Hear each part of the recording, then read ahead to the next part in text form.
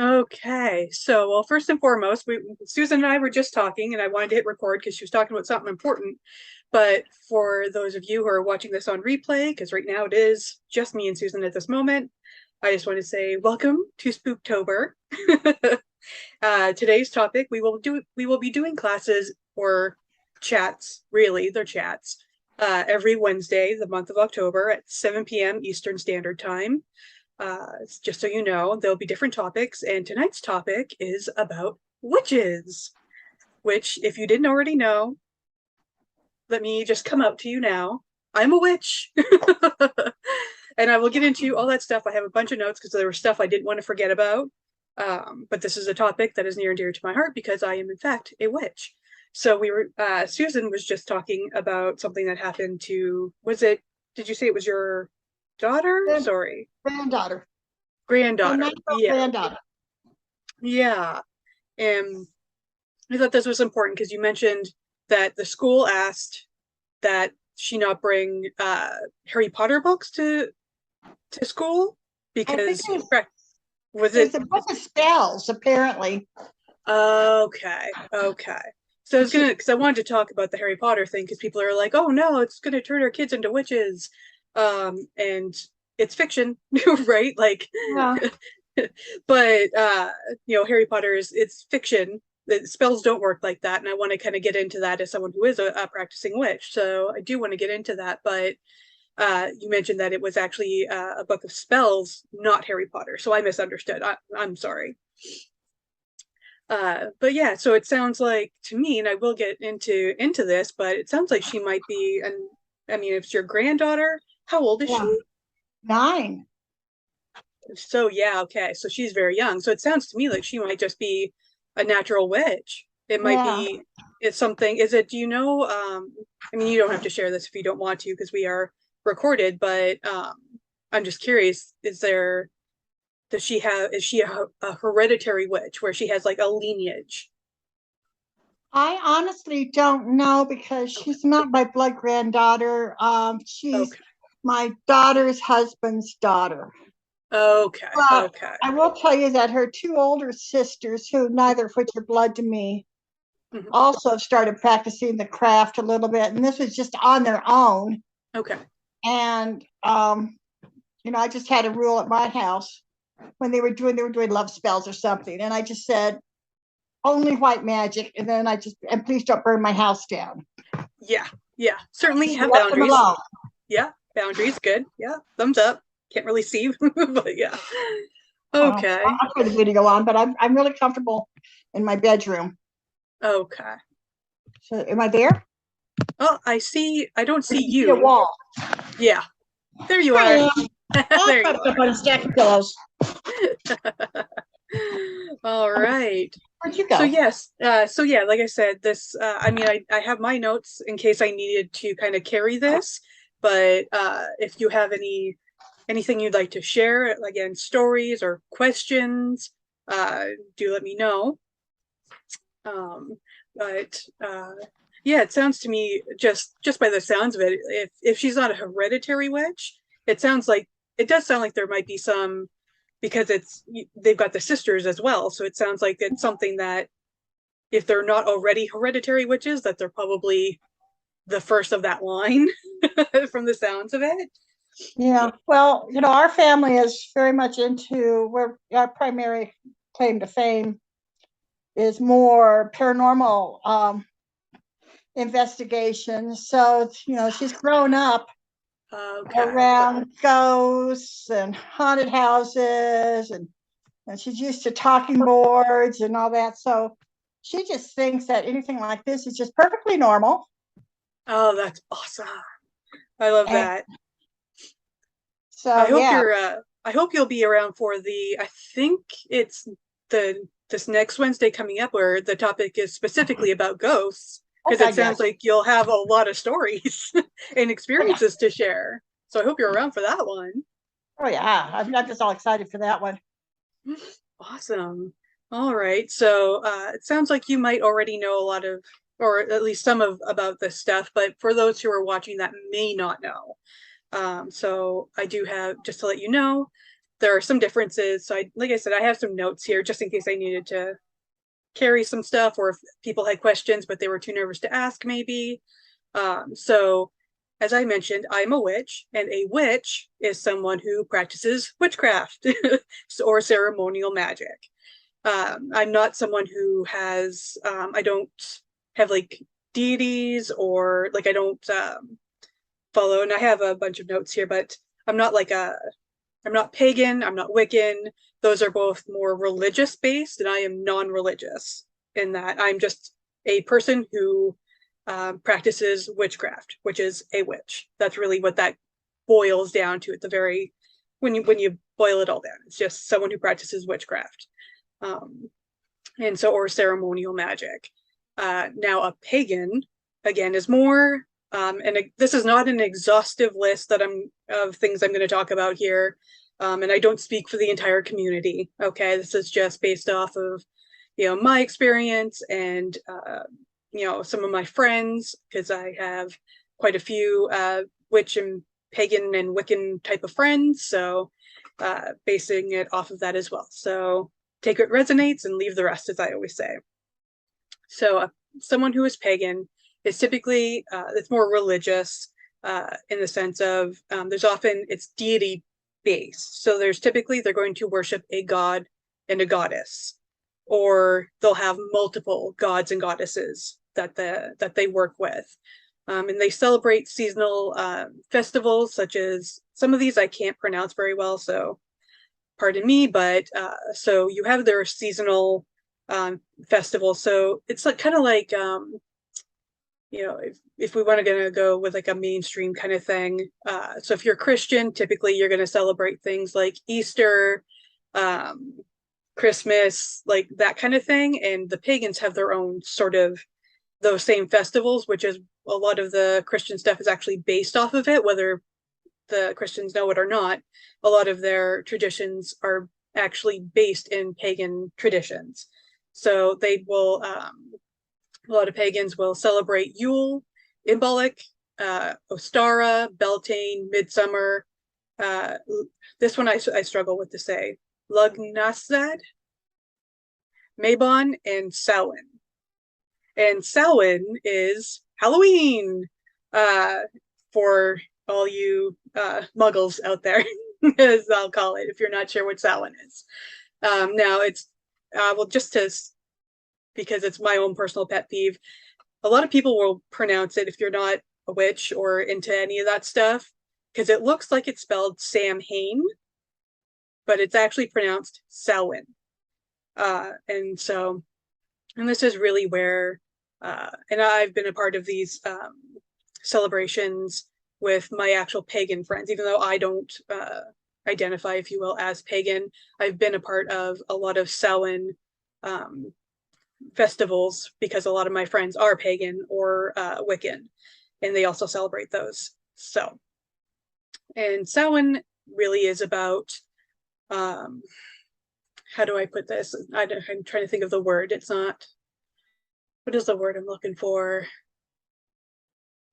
It's like reflection on those who have passed over and kind of giving thanks. It's very ancestor based. So you're giving gratitude to your ancestors, or again, others who have passed. And I've had some very emotional Samhains. It's very near and dear to my heart, despite the fact that I, again, do not identify as pagan, because my practice, I don't have, it's not deity based at all. So I don't have a god and a goddess, or gods and goddesses, if you will. And I typically don't celebrate a lot of the festivals apart from Samhain. But that one's just, I think Samhain really speaks to me more so because I'm a medium. I don't think it actually has anything directly to do with my craft. It's more just a medium thing. I've always been someone who has been very close to that spiritual realm, right? The spirit world. So that's, I will typically celebrate Samhain just on my own. So we also have what's called a solitary witch or a coven. I'm a solitary witch, which means I practice alone. I don't have a group of people that I practice with. So with a coven, you'll typically have 3 or more people, and you all practice your craft together, right? So if you're doing any kind of magic, you're going to do it as a group in a coven. Whereas with me, I'm a solitary witch, so I practice all by myself. Okay, so next we have Wiccan, which is another religion it's kind of under the pagan umbrella, but it was, whereas paganism has been around for millennia, right? Wicca was created in the 1950s, so very recently in comparison, by Gerald Garner. So some people I think call it Gardner or Gardine Wicca. I might be saying that wrong. Again, not Wiccan, so my apologies if I'm saying it incorrectly. And to the best of my knowledge, Wiccans are mostly nature-based. So they very much, from what I know, are sort of, they really, I don't know if I want to say worship Mother Nature, but they're very nature-based that way. They're very much about the corner. So earth, air, fire, water. Some might incorporate spirit as well. So then you have your pentagram, right? And theirs is a higher, how do you say that word? My mouth doesn't want to say it. It's a hierarchy, anyways, a hierarchy system that consists of, typically anyways, of a high priestess and of a high priest and priestess. And they have various initiations in order to be considered a part of this religion, right? As far as I know, you can't just decide today, I'm going to be Wiccan. It's something that you have to do a lot of initiations in order to actually be a part of this religion. And again, as far as I know, their main, the Wiccan read is do what thou wilt, but harm none. And they have what's called a threefold rule, meaning anything you put out comes back to you threefold. So if you do decide, hey, you know what, I'm going to go hex that person, which is not Wiccan, by the way, but if you say, hey, I'm going to go hex that person, guess what? You're going to get that energy back to you times 3. That's the belief in this religion. Or if you put out something good, you get it back times 3, right? And again, even though I myself am not pagan or Wiccan or any of that, I'm not under a religious umbrella, I just practice witchcraft. It sits in my personal values to have that Wiccan read of harm none, right? Do what thou will, harm none. So I practice, now when I was about to say white witchcraft. Now, some people have a little bit of about the different kinds of magic. So some people will just say, like what I was going to say, just white witchcraft, meaning all good, right? We do no harm. It's always all positive, high vibe kind of stuff. Other people practice what's considered dark magic or black magic, and they're very much about harming. That's really as far as my understanding of it is, they go out of their way to practice magic that is going to harm others.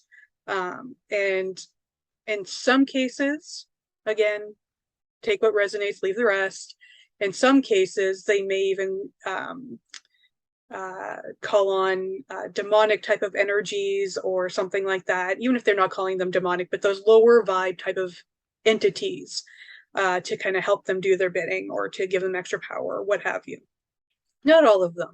Some of them are just, using their own will, right? Their own magic, their own will, and kind of putting out stuff that can harm others. They can be gross and really like harming animals and such like that. It can be. That's not a hard and fast rule. Pardon me. But some will do that. Now, there are others who argue that there is no black and white magic. There is only gray, meaning that combination of, right, it's really about the intent when it comes to magic. And so some people will argue that there is no black and there is no, like black or white. It's just gray. I am not one of those people. I, if you want to believe that it's all gray, cool, no worries. I personally like to use the term white magic in my practice. And I follow the Wiccan read of do what thou will, harm none, because it matches with my values. That's about it. So I do have a note here. Most witches are non-harming. So I do want to kind of talk about that myth a little bit as far as witches go. So for, hundreds of years, when Christianity really took over, and then you had, the witch trials and all that, a couple hundred years later, witches really got a bad rap. Okay, so we were kind of considered, monsters, really, like in the sense of like demons and whatnot. Like you might think of something like that, like where we, had, I don't know, what do you want to say? What do I want to say here?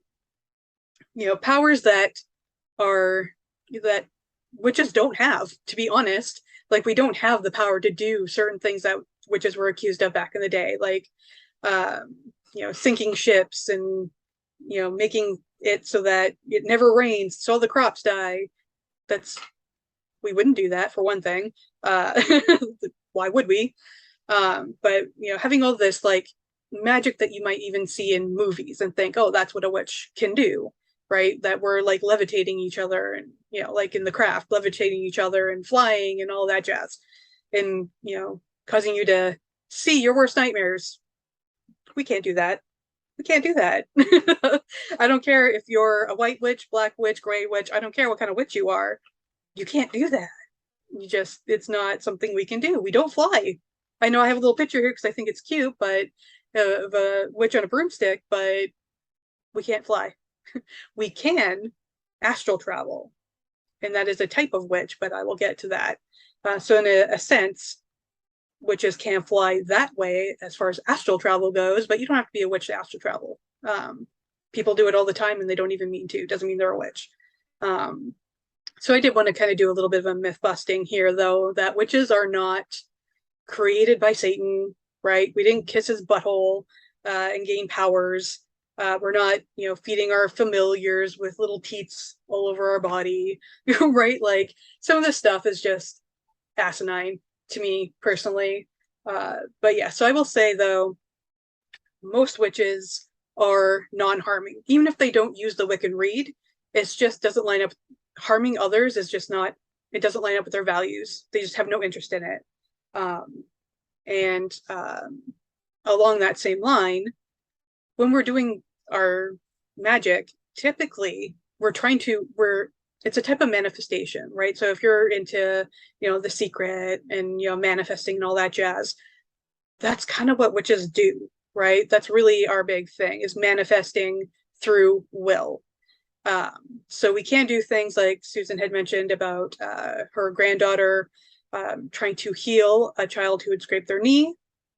Yep, that's energy healing. You don't have to be a witch to do that, but it is something that witches do.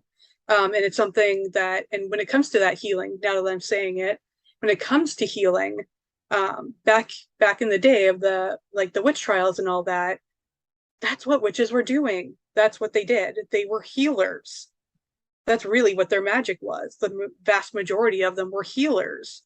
And yeah, sure, they might do like some love potions here and there, and that kind of stuff. But the vast majority of witches that may or may not have even identified as witches at the time, especially because they could be killed for it, were healers. They were making, potions and using herbs and all that to heal people. So like even going right back to the origins of witches, we were trying to help people. If anything, we were casting spells to make it rain so that the crops would grow, not the other way around. Because if the crops don't grow, guess what? We'll die too. Like it just doesn't make any sense to me that people thought about that stuff. We don't eat babies. That popped into my head too. We don't eat babies. There was that's just it just gets my goat. A friend of mine used to tease me about that when we were kids, because I've been a witch since forever. Like I can't remember not being a witch. And so a friend of mine, because he knew it bugged me and it irked me, would always come by and be like, "Hey, baby eater." I'm like, "I don't eat babies." We don't believe that, you know, baby's blood or body parts or any of that stuff is going to keep us young. Okay, I don't care what Hocus Pocus says, right? We don't do any of that stuff. We're not eating babies and we're not drinking their blood. Um, if any of us use blood in a ritual, it's going to be our own blood, and it's going to be a very tiny amount, right? But we're not using anybody else's blood. We're not sacrificing people or animals. Okay. Like I said, there are some black magic witches who might, and the vast majority of us witches will kind of like shun those guys and be like, they're not one of us, right? Because we don't do that. Um, so with that said, I will mention some tools that we do use. Again, not an exhaustive list here. So just kind of a handful of things. So we'll use athames or wands. So an athame, it's like a little knife, if you will, like a little knife, and it's used to direct energy, like a wand. So I have both. I have an athame and a wand, and depending on how I feel or what needs to be used, sometimes I'll use an athame to direct the energy. Sometimes I'll use my wand.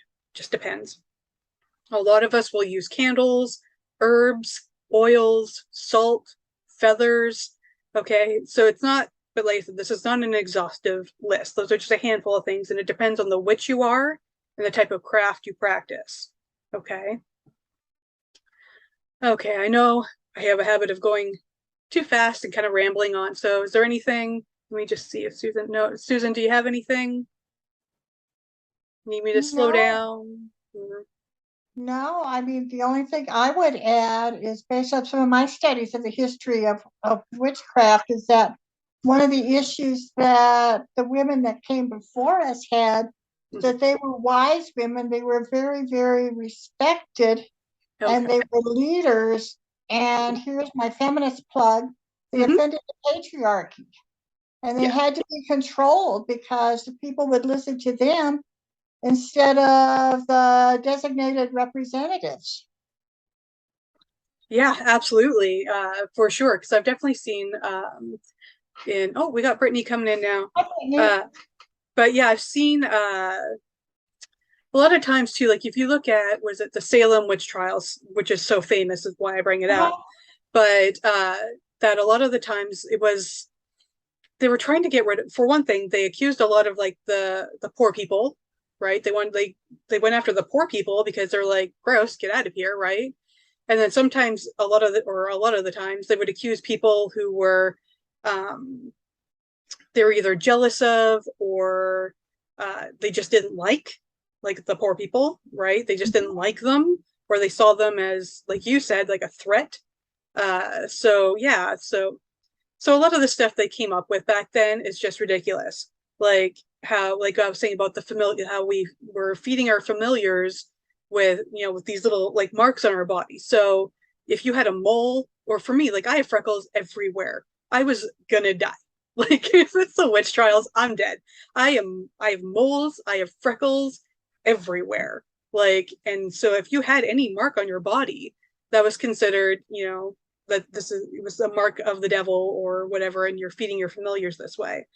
Um, but yeah, so Susan, do you have more? Do you know more on the history of witchcraft?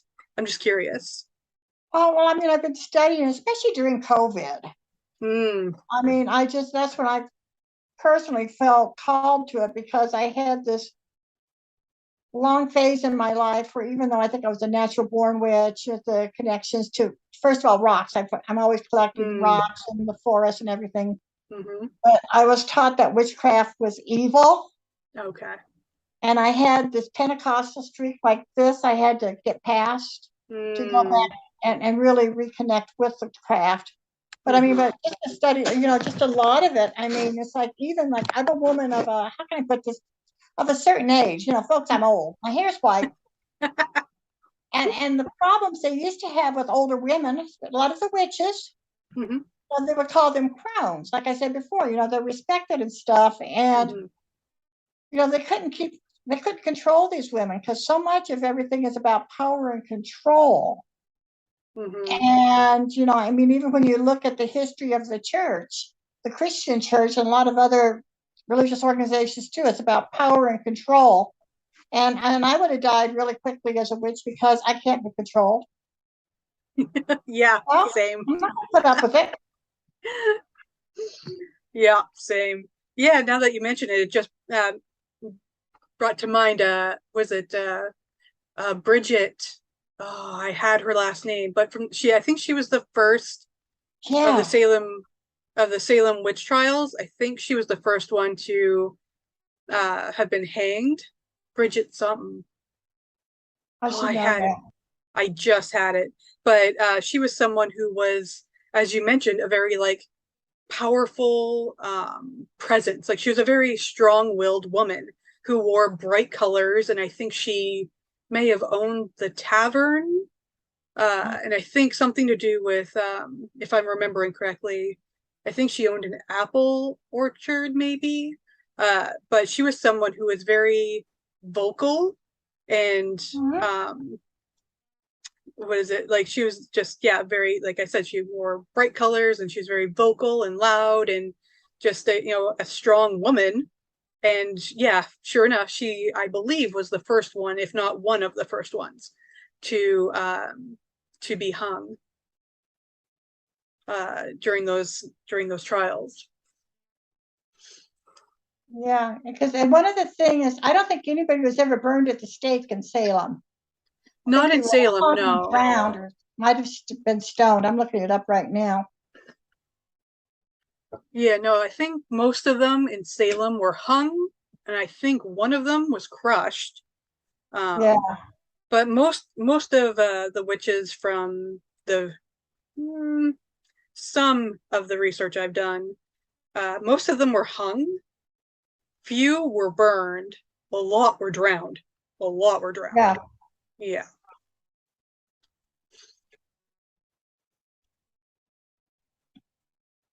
Okay. yeah. I don't know. It's not coming up really easy. I've got a Okay. bunch of it, but yeah, Okay. So I will add in. So, like I said, we do have a lot of different types of witches. So like I said, we have the solitary and we have the coven, but then we also have, again, not an exhaustive list. This is just a handful. So for myself personally, I call myself an angelic witch, or an angel witch, because I work with angels in the angelic realm. So that's what I work with. So, and again, with that spiritual, spirit guides and all that jazz. And you don't have to be a witch to work with that, but that is what I work with when I'm doing my craft.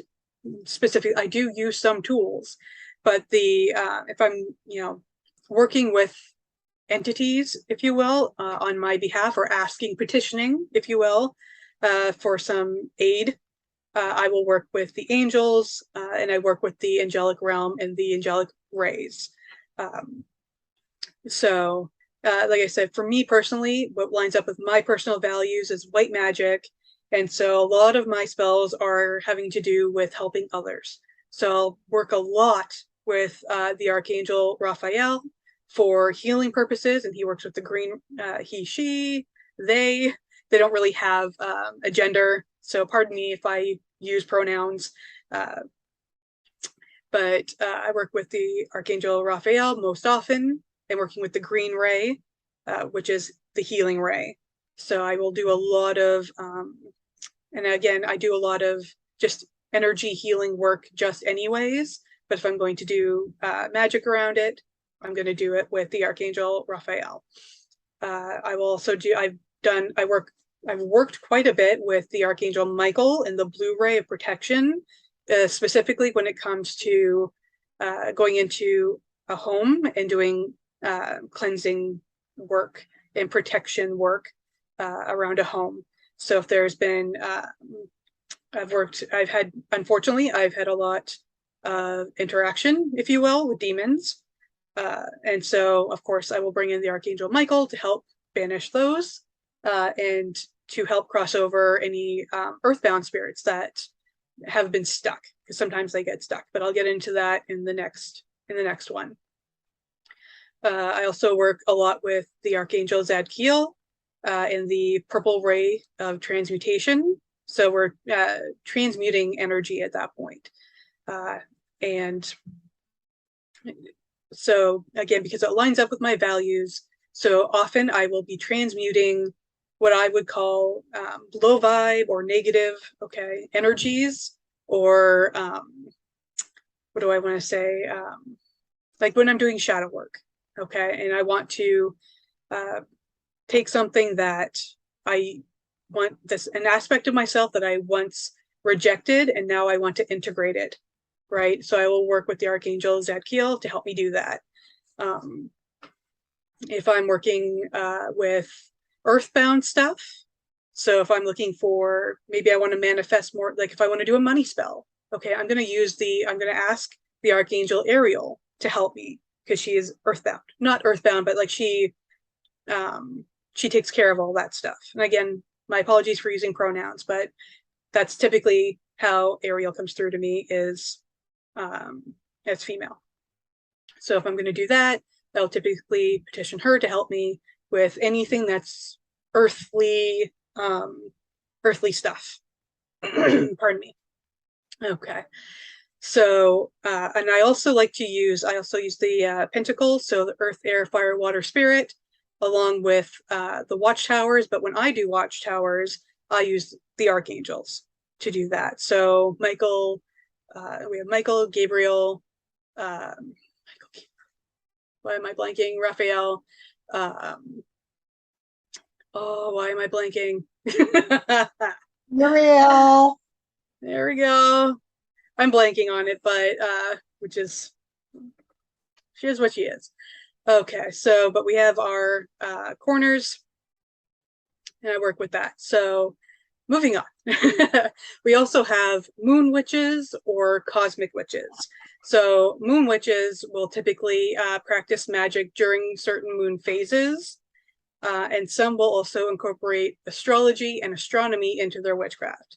So they work off of where the planets are in the sky, where the sun is and its phases, on what type of spell they're going to work at that time. And then we have the hereditary witch, which we mentioned earlier, which is someone who is born into it. They may have a long line.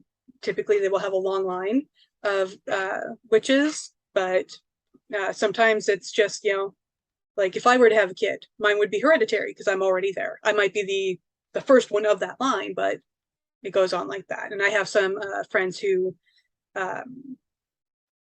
their children are hereditary right there. They practice after that. So, and then we have eclectic witch, which takes from various traditions. So an eclectic witch will they might go, a little bit, and I'll get into this in a minute, but they might take a little bit from the green witches, or a little bit from the kitchen witches, a little bit from the angelic witch, or they'll work with the moon phases, right? So they take a little bit from wherever. Okay, so now we also have the green witch. So this one is incredibly nature-based, and they're very in tune with the seasons. They work specifically with the seasons, and they practice a lot of their, like the tools that they use in their magic is going to be like plants and herbs. They may dabble in kitchen witchcraft rather, where they add it to their food, but more often than not, a green witch is going to have a lot of plants in their home, and working with, again, the different seasons, the different herbs that are in season, different plants, all that jazz. So they're extremely nature-based. Even if they aren't Wiccan, as we were mentioning earlier, they practice green witchcraft, which means they predominantly will use plants and herbs in their craft.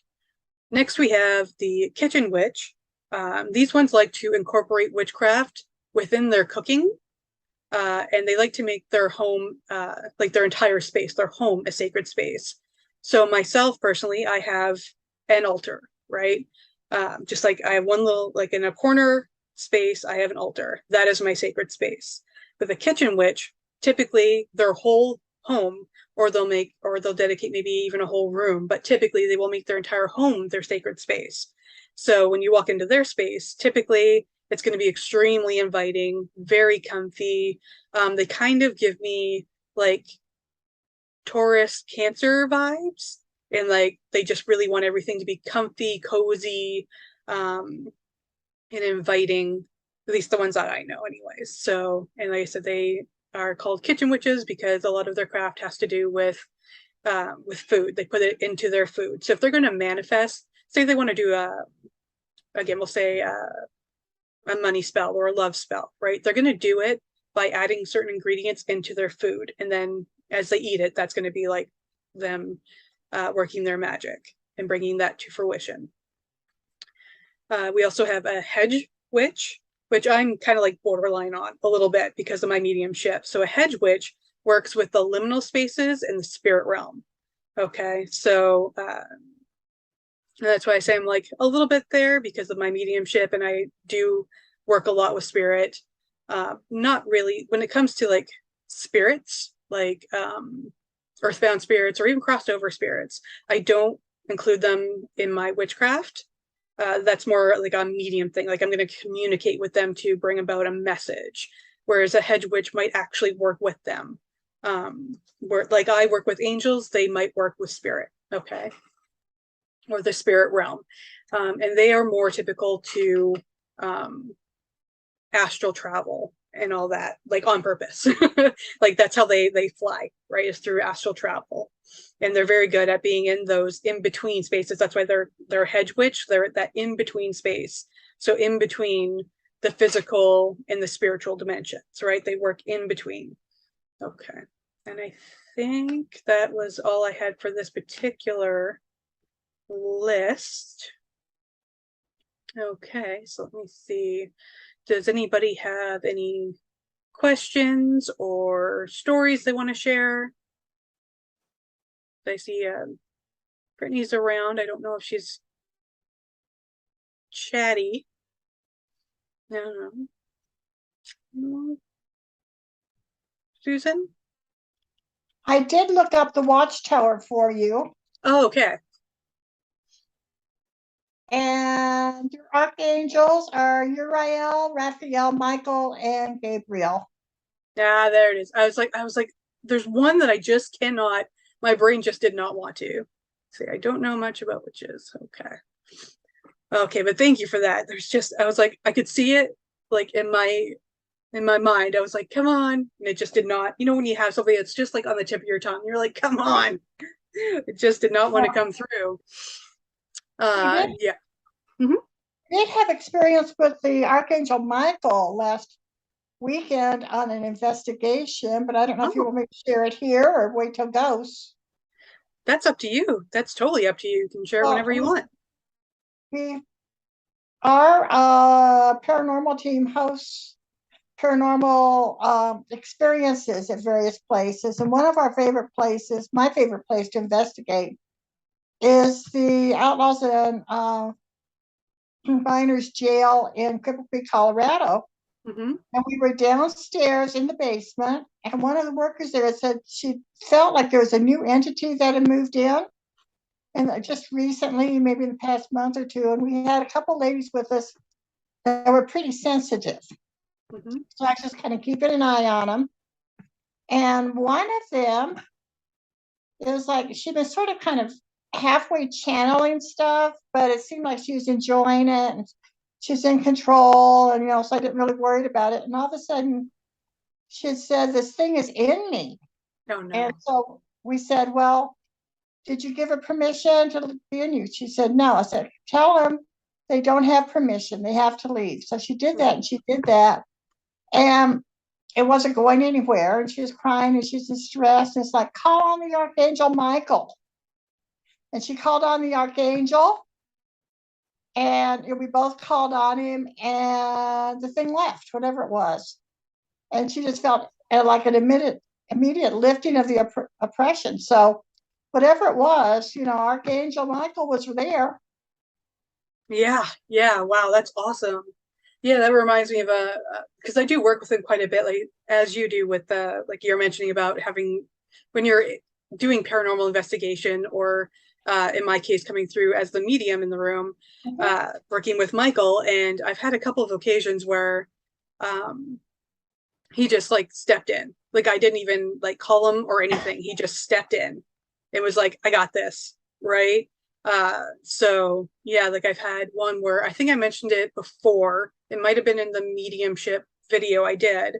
Uh, one where, and I didn't see who it was, but I'm convinced it was Michael, that he had tore through the fabric of reality, punched through into this woman's back, and ripped out the demon that was in her. Wow. And then like, because so what happened was, so I astral traveled. This was not something I meant to do, but it was something that I was meant to see. And so I astral traveled to this person's house. So I'm floating over and I'm just watching, I'm just observing, because that's the only reason I'm there, is to observe. And I was brought there. It wasn't something I meant to do. It just, there I was, floated on over, and there I was watching. And I saw this rip in the fabric of reality, and it was just like this, and that's all I could, that's the only way I can describe it. It's like a rip, and there was like white light coming through it. This hand punched through, and I mean with force, uh, went into, like, punched through into the woman's back with force, ripped out this black thing that I can only describe as a demon, and then went back through the chair, and then it just closed up, and then, and I'm just like floating there, like, what the hell, right? What did I just see? And then just floated back into my body and woke up. I talked to the woman the next day. Well, I talked to her, but I hadn't told her what had happened yet. I was just kind of like, we were just talking. And she was like, man, my back is really sore today. And I was like, girl, I got something to tell you. Like, I saw it. I know what happened. And there was a couple of times where, and I'll bring him in too. This might be something, Susan, you may or may not, you may or may not use this as well, but I also use or call on Michael when I'm doing removals like that. So if I'm like doing, because demons will, they have cords, right? So they'll like attach like a cord, like a plug-in, typically along the spine, but it's usually on the back, but typically along the spine, they'll plug in. And so oftentimes I will ask the Archangel Michael to come in with his flaming sword and burn that off, right? To either burn off the, like, to remove it, pull it out, use his sword to remove that, or really it's the blue flame or the ray, right? And he comes in, he burns that off and takes it out. So I work with him in that too. But yeah, there's, like I said, I didn't see that it was Michael. Like, I wasn't like, this, big angelic presence that came through, but I am convinced that's who it was, because I'm like, who else could be powerful enough to like bust through the fabric of reality, rip this thing out of that woman's back, and then close up that thing. I was like, whoa. So yeah. I stay away from demons whenever possible. Good call. Outside my skill set, and I like it that way. Yeah, and I will be talking more about demons. I think it's the last one we're doing this month, I think on the 26th, because unfortunately I do have a lot of experience in that area. But yeah, I avoid them when you can. For sure. Yeah. It's interesting because you talk about white magic, and how we don't want to do any harm. And then there are those people that really just piss you off. So my favorite spell, well, my second favorite spell, my first spell that I use all the time is, where did I put this or that? Because I'm always losing stuff. Yeah.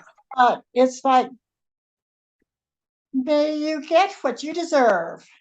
Yeah, that's a good one. That's a good one. Yeah, and that's why, that's why a lot of, well, not a lot, but there are witches out there who say there is no black and white, there's only gray, because of that kind of thing, right? So you could have someone who yeah, maybe they just piss you off and you're like, oh, I hope karma gets you, right? Oh, Like, yeah. and then there's some where, like I've had uh, people who, myself actually, this is a story, so I'll mention this. So when I was a teenager, I was a jerk. And I was a jerk with witch powers. So, oh no. And so I had done, so like my values now and have been for many years is harm none. But there was a time that maybe I was more little more gray than white.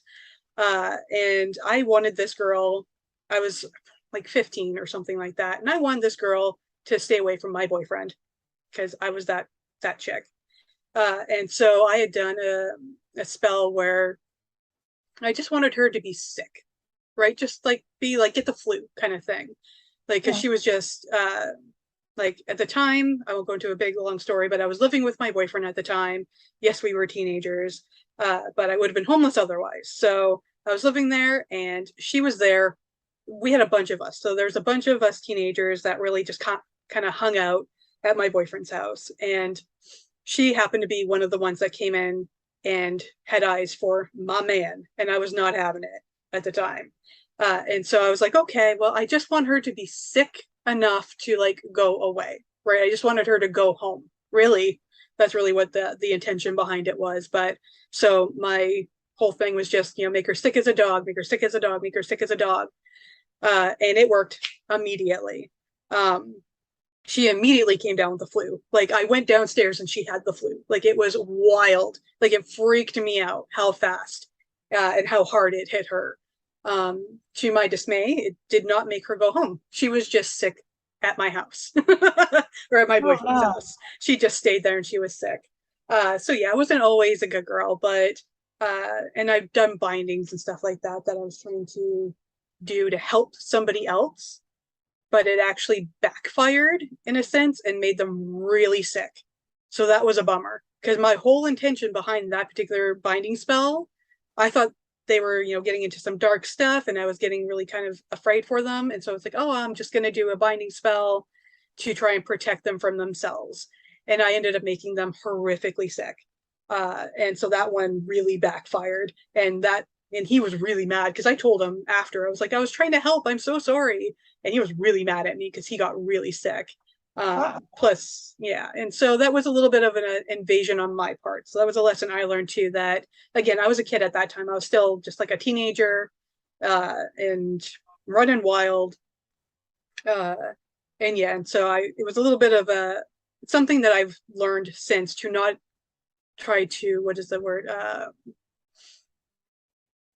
Control somebody else, right? So, or to try, to try and bind them that way or try to mess with their stuff, right? Yes, my intention behind it was good. I was trying to help them. I was trying to protect them from themselves, but you got to let people do what they're going to do, right? Uh, so yeah, so I wasn't always a good girl, but I got better. I don't do those things anymore, but there are some times where, for sure, because I am huge. I know I'm going off into a ramble now, but I am huge into true crime. Like, love me some true crime, a little too much. And I'll tell you what, if I was a little more into that gray area, there's some stuff where I would have been like, oh, I really hope karma bites you in the ass, right? You really want that person to get what they deserve because they do some really, truly horrific stuff. But I don't. I won't do it. Uh, so yeah, but yeah, so there we are. Uh, so I know Brittany here said she's listening, but she doesn't really know much about witches. I know you came in a little bit late, but do you have any questions or anything? I may have already answered them, but if you want to either come off mute or if you want to just be in the chat, if you have any questions that came up. I just didn't know that there were different ones, like how you were saying, like the Gray Witch and everything. For me, I was like, I associated it basically of what I saw. Like, I heard about the covens and stuff only Mhm. because some of them used to fly in, but I never knew that there were so many different categories to be in. Yeah, yeah. And so, like I said, this was not an exhaustive list. Some will even argue that there's as many types of witchcraft as there are witches.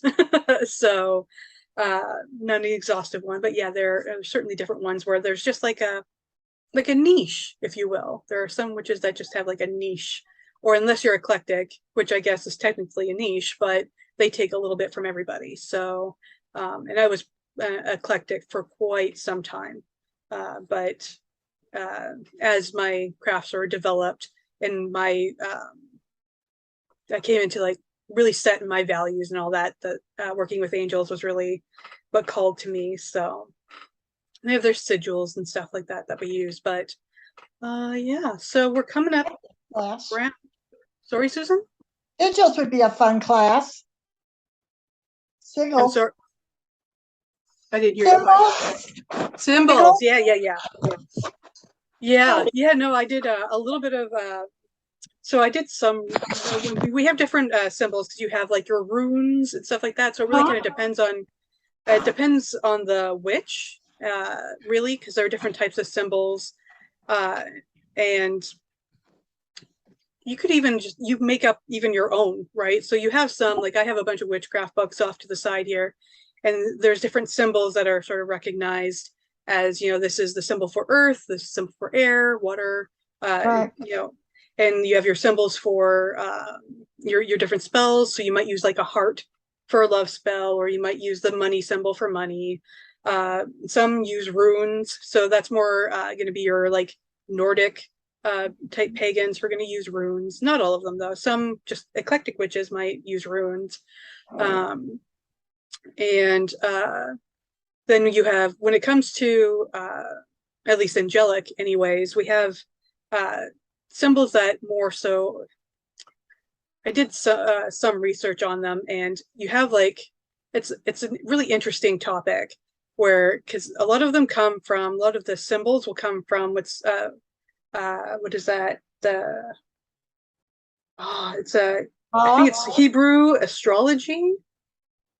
So you'll see it in Hebrew astrology. Sorry, Susan, what's that? The Kabbalah. Yeah. So you have the Kabbalah that gets in there. There's also it's John Dee, and he worked with somebody, and I cannot think of their name right now. It's completely slipping my mind. That came up with what's called Enochian, which I am a little. I don't use Enochian personally because I don't trust John Dee, and he worked with somebody else, and now for the life of me, I cannot think of his name. I might have to come back to it sometime or put it in the group or something. And what they did was they channeled, or they say they channeled these symbols and this language, this Enochian language, that they channeled it over a great deal of time. But if you look at John Dee and the other guy's background, they're not great people. They're a little shifty to me. There's some shifty characters, so I don't really trust what they brought forth as this Enochian language. I mean, really, it comes down to, if you believe in it, right? If you put your energy into it and it works, great. Personally, I think John Dee and his partner, I want to say his name was like Edward or something like that, but they were some shifty characters, and I don't trust what they channeled. Either they're not telling the truth about channeling it, or in John Dee's case, I think he channeled from unknowingly. Now, if you look at the history of it, I think he unknowingly channeled a demon, or what is that called? Gregory, maybe? It's like a fallen angel, right? So an angel who is not of the light, who once was an angel, but is has become something else, something on the darker end. And I think John Dee, if he was in fact channeling an entity, I think it was a fallen angel, or possibly a demonic. And so that's another reason why I don't trust Enochian, because I don't know, if it's, if it was truly channeled, and B, what it was channeled by, right? I don't trust that it was an angel of the light, if you will. So I don't use that. But yeah, I might maybe post it in the group if you're interested, but there's a YouTube channel called Esoterica, and he goes really into a lot of stuff, a lot of the esoteric stuff, but he went really thorough into Enochian and like the symbols around that, and uh, angelic symbols within Hebrew language and all of that stuff. He went big time into it. So if you're interested in that, I can always put those links in the group. Do you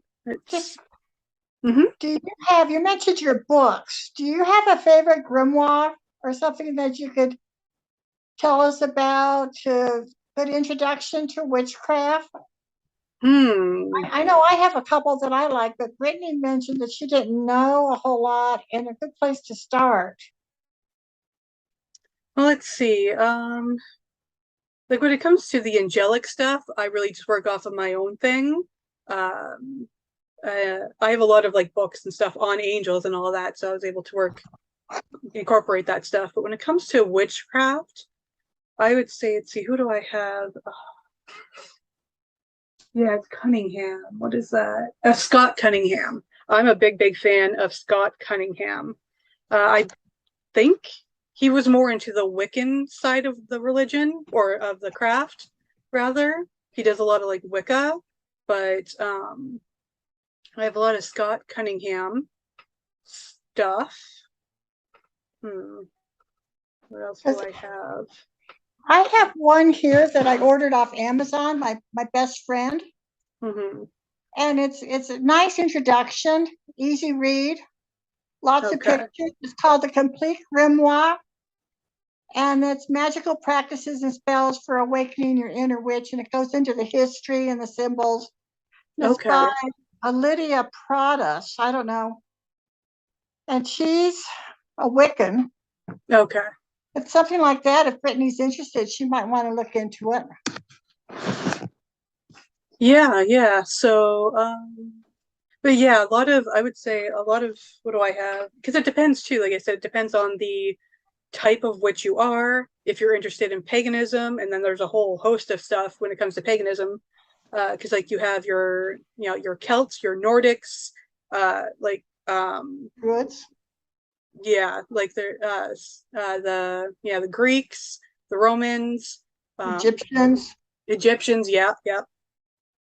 I know they have a convention every November, I think, if I remember. Okay. Because I used to work at the airport, and there was a huge, like, I guess, witches convention, and they would come from all over, and they would meet up in certain areas, and it would be like a huge, like, family event. I think it was like 7 or 8 days or something like that. Oh wow! But they do meet up, and I remembered I asked. I was like, you have some interesting items here," and she was like, "Oh yeah, it's a witches convention." So I'm not sure what it's called, but I think it was November every year that they meet up. But that's the only thing that I know. Oh, that's awesome. Yeah, I know that we haven't done them here for a little bit, but we did I think 2 or 3 years in a row, we had what was called Pagan Pride. And so that would be a bunch of us. I mean, again, whether you identified as, pagan or just a witch, right? There'd be a few of us that would come and do that. Usually it was like around either the end of August or like in September, depending on where we could, because we usually did in the park if we could. So yeah, but that would only be for like a few hours. It would just be for like that one day. And we would have a bunch of, we would either have different rituals that we would do, or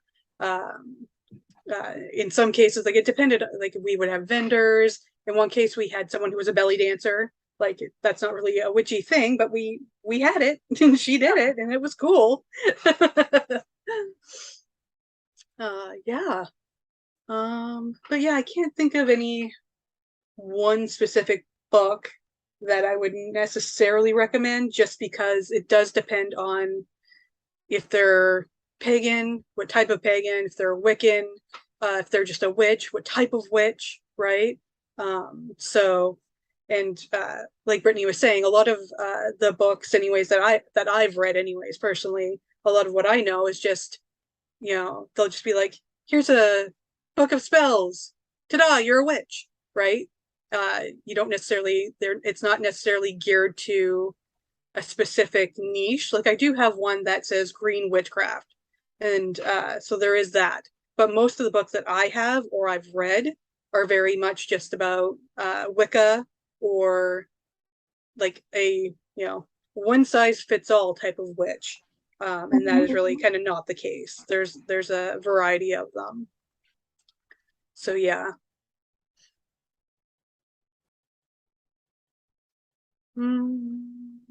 Is there anything? Okay.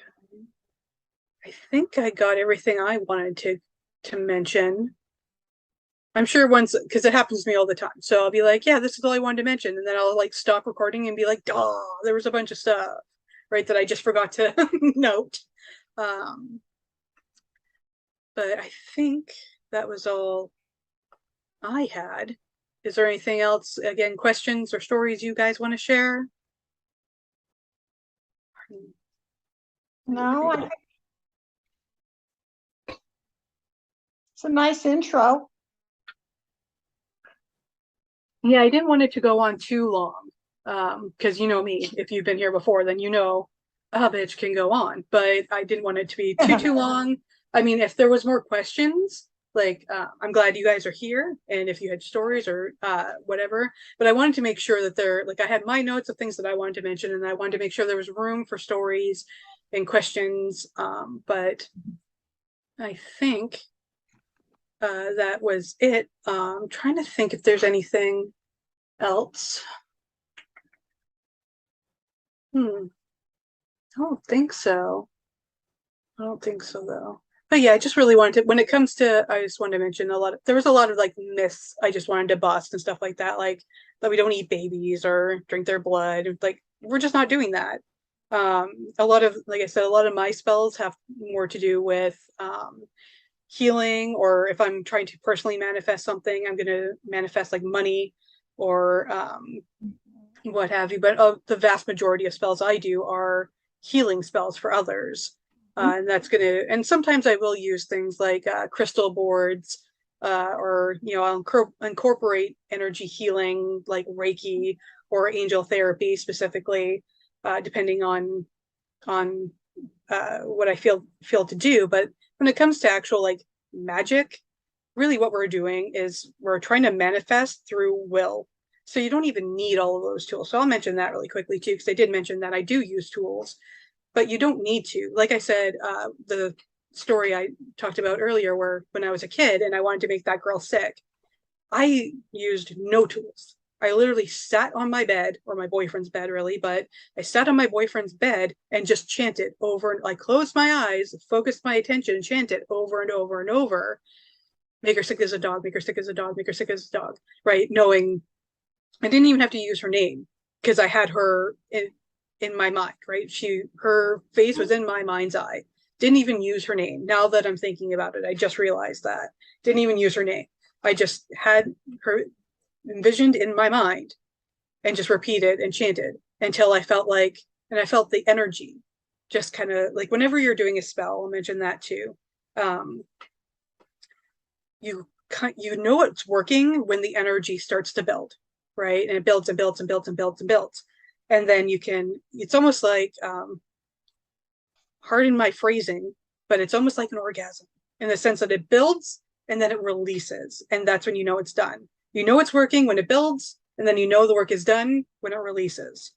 And so it's kind of like that. So you don't have to use these tools if that's, helps you in building up that energy. If it makes you feel like that's going to help you, by all means. Like I said, I use tools, but it really comes down to, it's a lot of energy work. at the very, if you strip it all down, it's just energy work, and you're just using your own will to manifest a specific outcome, right? And you'll build that energy. So my most powerful spells have been those without tools. It's just when you have a clear focus. And then for me, in that moment, I was chanting, make her sick as a dog, make her sick as a dog, make her sick as a dog, right? And felt that energy build, build, build. And then when I felt it release, I stopped. And I was like, okay, it's done. And then went downstairs not 2 minutes later, and the girl was literally on the floor, sick as a dog. Like, she even said, oh, I feel sick as a dog. And and instantly had the flu. Like, it was wild. It was not cool of me. I would never do that now. But it was wild and really, truly freaked me out, because I had never had something happen that fast, that strong before at that point. So I'll mention that too. So really, that's what it comes down to. It's just it's like the magician card in tarot, right? This is somebody who is the master of manifesting, right? And they know how to use all of their tools, right? So using when tarot, it's you have your different. So you have your swords, which is mental.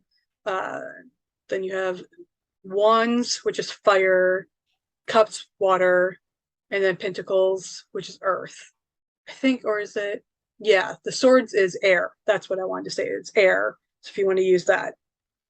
But and the magician knows how to use all of those elements in order to manifest. And, that's what he uses for his magic. So this is somebody who is a master of that. So, and that's kind of really what witchcraft is.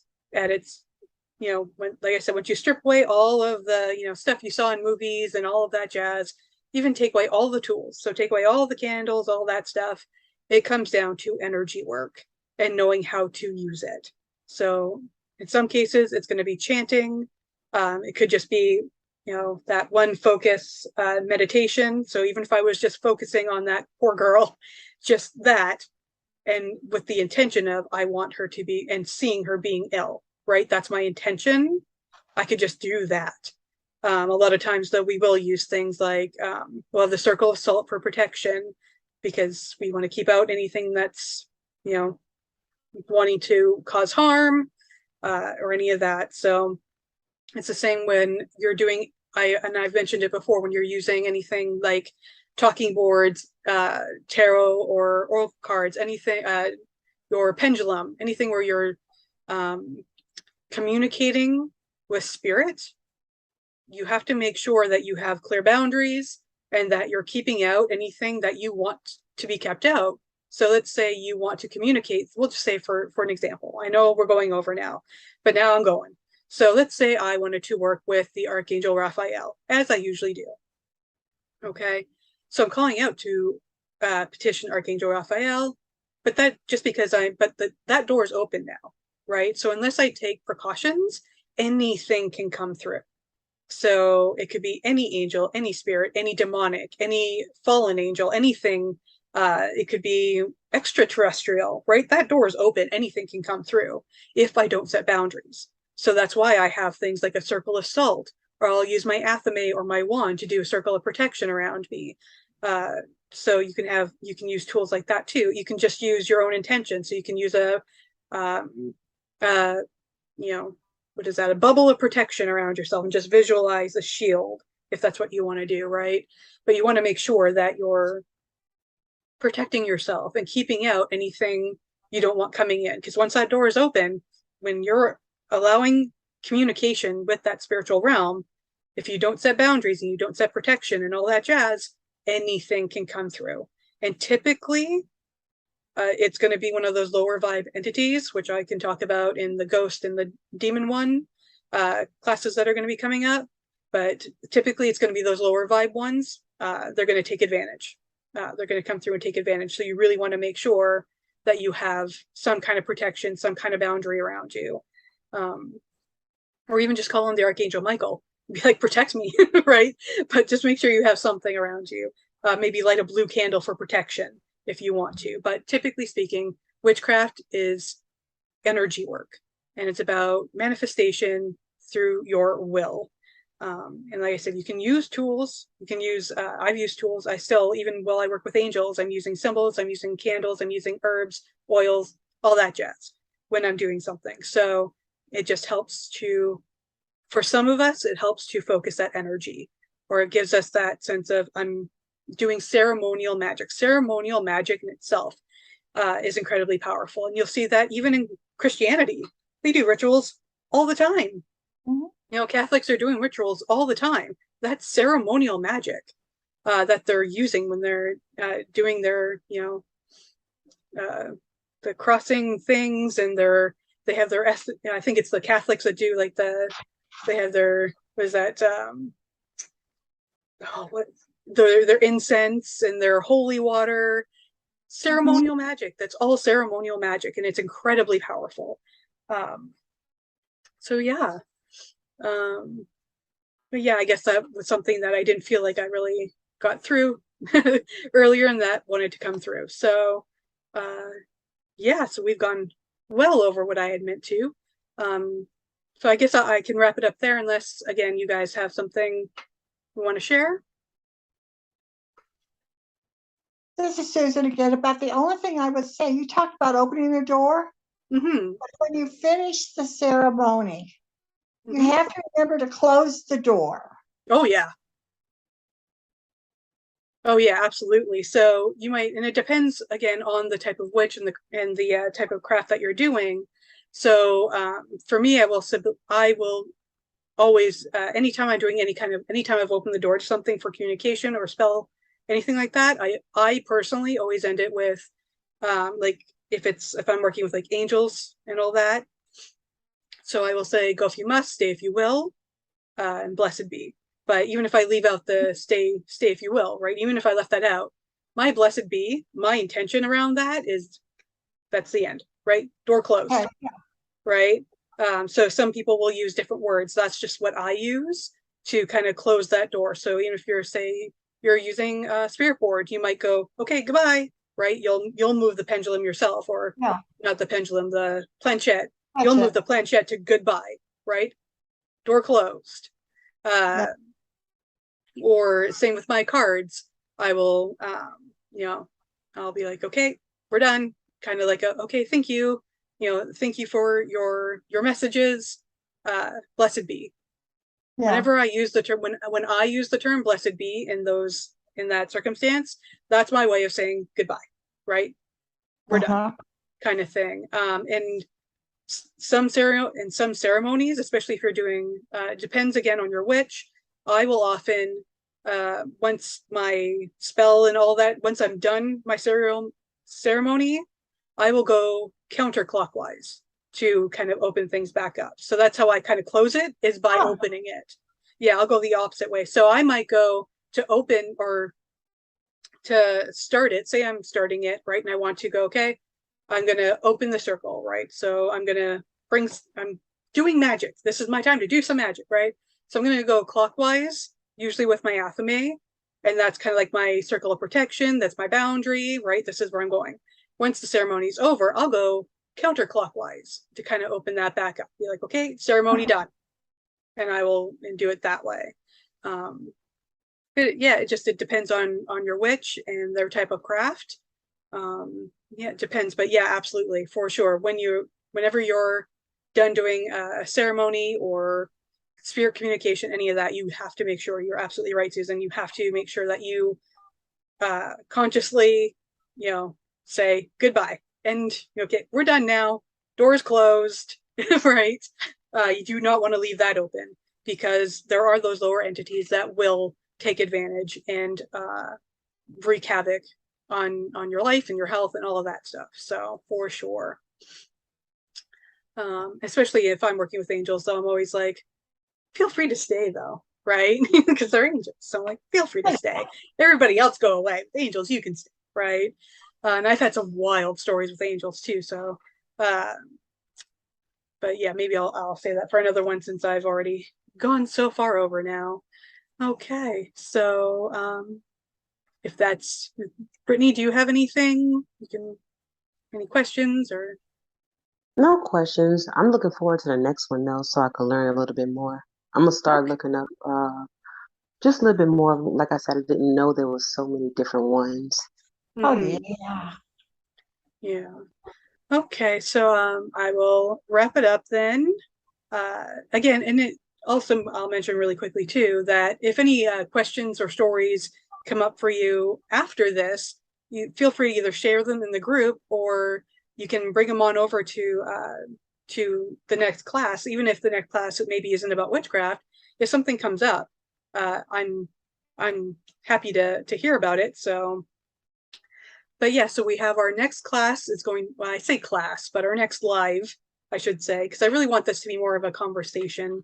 Like I bring my notes and all that just in case, you know, I need to maybe carry it or what have you. But our next one will be on October 12th, again at 7 p.m. Eastern Standard Time. That one will be about ghosts specifically.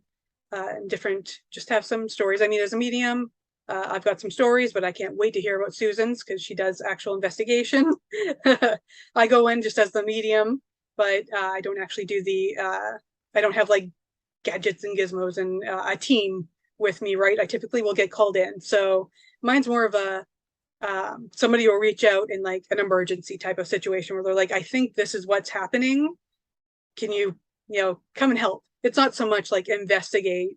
It's more of a help me, kind of thing of, can you get rid of this thing or, uh, can it's not so, it's mostly emergency stuff. I've had people who, called me and they're like, I just, was standing in the middle of the living room and got bitch slapped by air, right? Like what is Oh, going on?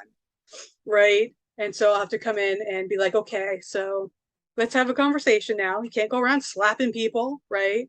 Um, but yeah, I don't really capture like evidence per se, uh, where there's like cameras and all of that jazz. So, which I love that stuff. And I wish I had a team, but it's not to be at this moment anyway. So, but yeah, so we'll wrap that up for now. But yeah, we could talk about all that stuff, all the ghosts and investigations and mediumship and all that fun stuff. So if you have any questions about that or stories you want to share, so we will have that on October 12th. And I'll be recording it, so there'll be a replay. So if you're not able to attend it, but you have questions or stories, um, just leave them in the comments in the group and I will do what I can with them when we go live. okay. Okay. All right. Well, thank you so much for being here. This was so much fun. And honestly, when it comes to the spooky stuff, I can literally talk about it for hours. So I'll wrap it up there for now. And then I tell you what, though, when we talk about ghosts and stuff, oh boy, I'm gonna Oh, have to reel I'm myself gonna in go because over. I can go. Let's plan on going over. Oh yeah, like I have it set for an hour. I might tweak it, make it an hour and a half because I'm probably going to go over. Yeah. Okay. All right. Well, thank you so much for being here. Yeah. And I hope to see you guys next week and next week's to come. Uh, and have a great rest of your day. Bye, guys. Bye-bye. You too. Thanks.